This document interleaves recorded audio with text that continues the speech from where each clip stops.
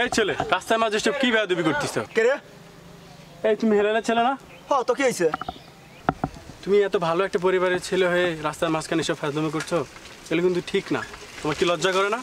কেন লজ্জা করবে? কেন? আমি আপনার মেয়ের সঙ্গে প্রেম করতেছি না আপনার খেয়ে প্রেম করতেছি, তাই লজ্জা করবে? দেখো বাবা, তোমরা যে রাস্তার মাঝখানে যেসব করছো এগুলো কিন্তু ঠিক না, এতে পরিবেশ নষ্ট হয়। ধরো মিয়া, জান তো আপনার কাজ আপনি করেন, আমার কাজ করতে দেন। ফাজলামো করার জায়গা পায় না। বেবি কেউ এটা ছিল? আরে বলো না, কোথা থেকে কোন খ্যাত মার্কা লোকজন আসে। বাদ দাও তো, আমরা আমাদের কাজ করি।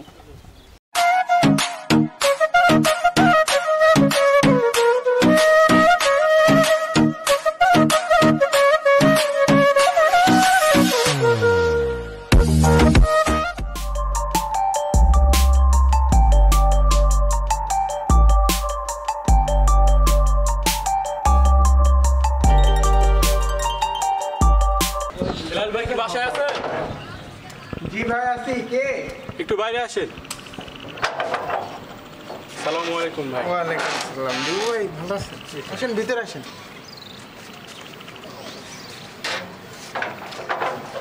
জি ভাই বলেন, কি বলবেন? ভাই আপনার সাথে একটা পার্সোনাল কথা ছিল। আচ্ছা তাহলে আমরা ছাদে যাই, ছাদ ফাঁকা আছে। আচ্ছা চলেন।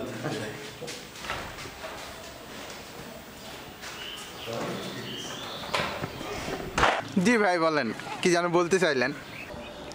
আসার পথে আপনার ছেলে ও একটি মেয়েকে রাস্তার মাঝখানে খুবই অশ্লীল অবস্থায় দেখলাম ভাই। কি বলেন ভাই, আমার ছেলে তো এমন না, আপনি হয়তো ভুল কিছু দেখছেন। না ভাই, আমি ভুল দেখি নাই। আসার পথে রাস্তার মাঝখানে আপনার ছেলে ও মেয়েটিকে কার্তিক মাসের কুকুরের মতো জোড়া লেগে আছে দেখলাম। আমি নিষেধ করায় আমাকে অপমান করলো। কি বলেন ভাই, দাঁড়ান আমি খবর নিই।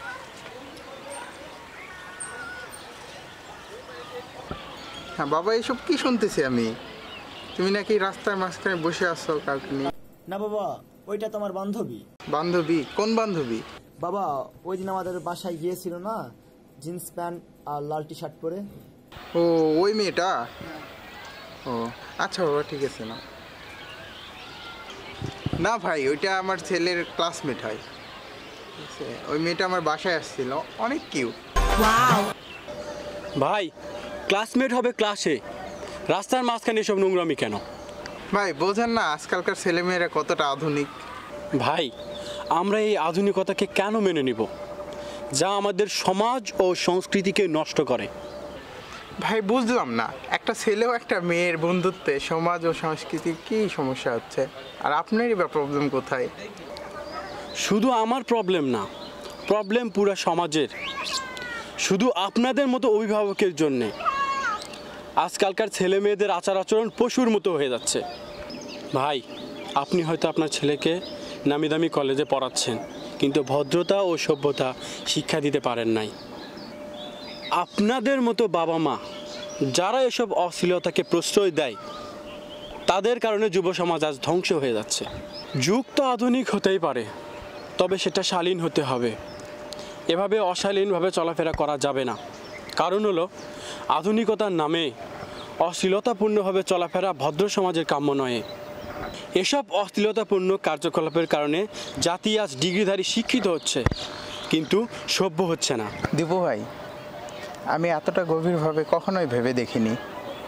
আপনি যেগুলো বললেন সব কিছু যুক্তিসঙ্গত। দেখেন ভাই, একটা কথা মনে রাখবেন, ব্যবহারই বংশের পরিচয়। আসি ভাই, আসসালামু আলাইকুম। ওয়ালাইকুম আসসালাম। ভাই, এখন থেকে আমি আমার ছেলেকে সভ্য শিক্ষা দেওয়ার চেষ্টা করব। ঠিক আছে ভাই।